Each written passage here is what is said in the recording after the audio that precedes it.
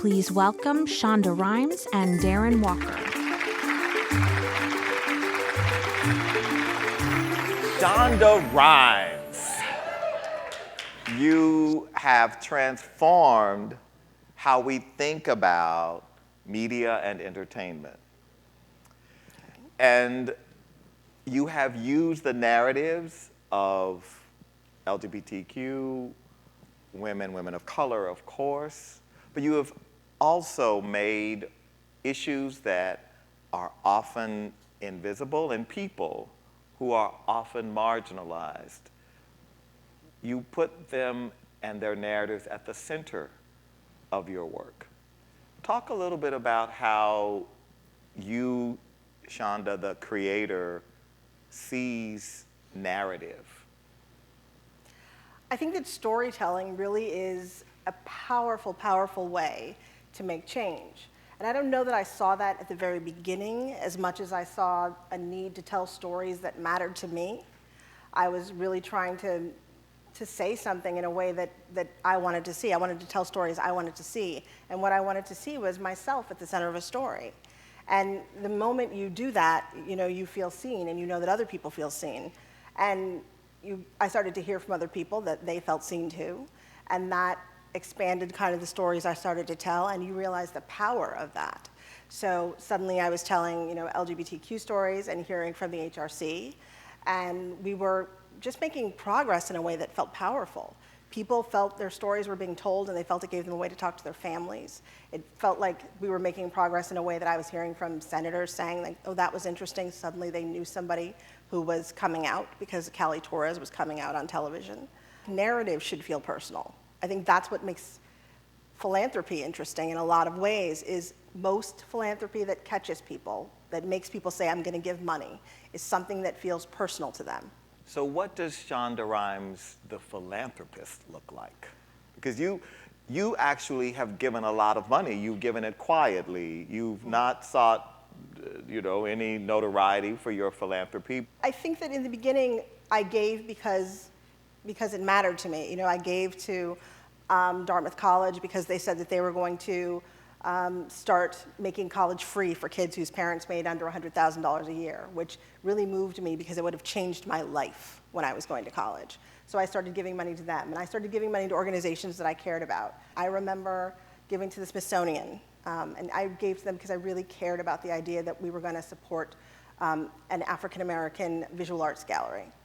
And Lonnie Bunch said to me, you have to put your name on it, and you have to publicize that you did it. And I felt really uncomfortable doing so. I really didn't want to. And he said, the act of you putting your name on something and the act of you letting people know that you did this sets an example for other people and makes them understand that it's okay to give.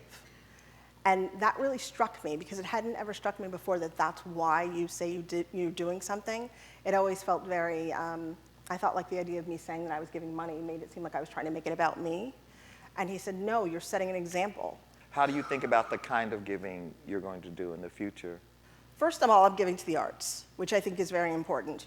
Los Angeles, which is where I spend most of my time, is a cultural desert in a lot of ways, especially if you're a person of color. I've been really trying to find places that provide young artists with places to work, and working with a theater company called IAMA, for instance, and one of the things that they've been doing is really finding young playwrights and providing them with a living wage to do the writing that they need to do, which is huge and rare. I've been working with Debbie Allen Dance Academy, and that has been an amazing situation because Dada provides kids with everything from kids show up who can't afford shoes, and she puts shoes on their feet and takes kids from the ages of 4 to 18 and trains them in every form of dance in a way that doesn't exist anywhere in Southern California. Flamenco, tap, ballet, African jazz, modern, Dunham, like all of these different forms of dance. And turns out some really amazing dancers, and it's a powerful thing.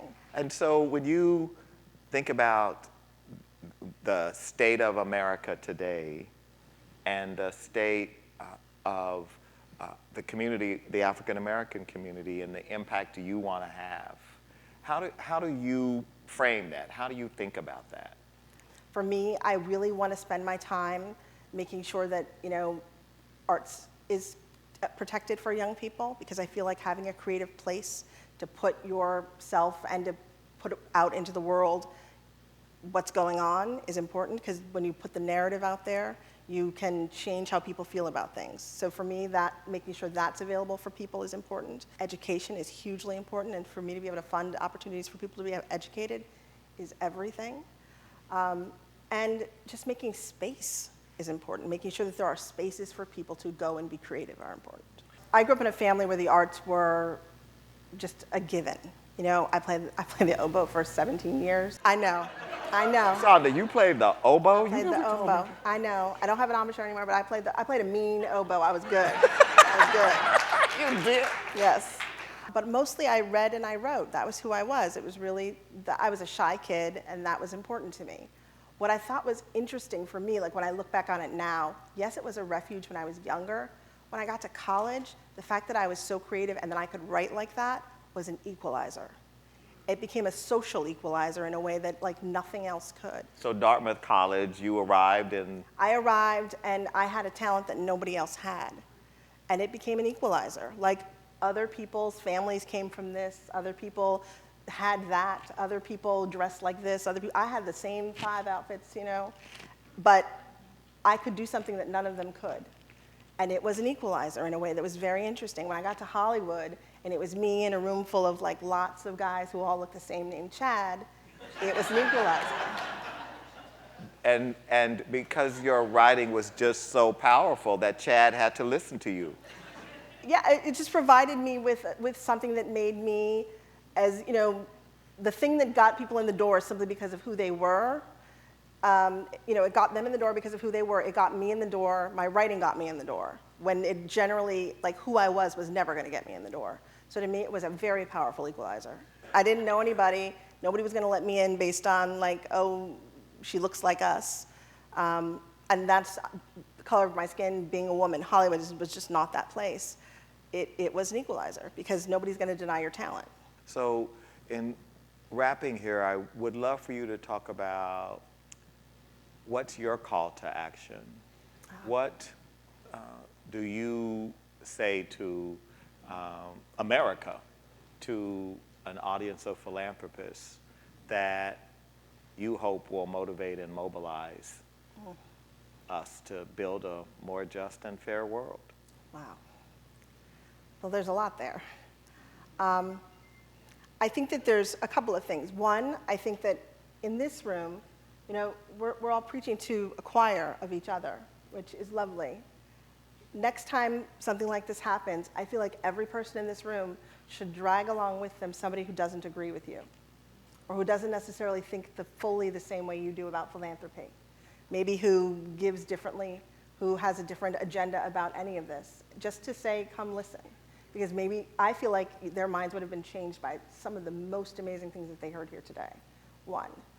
2, I think that a lot of the things that we all try to do is to like rebuild the wheel. We all try to rebuild things, as opposed to finding amazing organizations, big or small, and uplifting those. One of the things that I find very inspiring about a lot of the things I've learned about giving from you, from a lot of the people I've worked with, is you don't go out and start your own organization.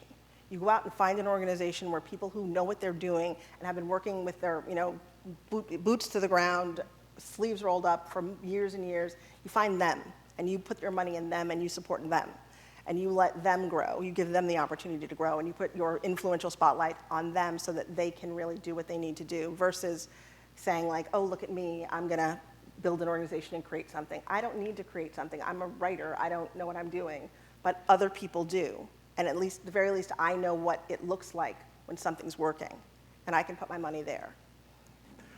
Wow. Well, Shonda Rhimes, you make us all hopeful because you have demonstrated the power of creativity, of narrative, of storytelling to help lift up voices and people who, in the narrative arc of this country, have often been left out and left behind. And you have made America better. Wow, thank you. We are all better because of Shonda Rhimes. Please join me in thanking Shonda Rhimes.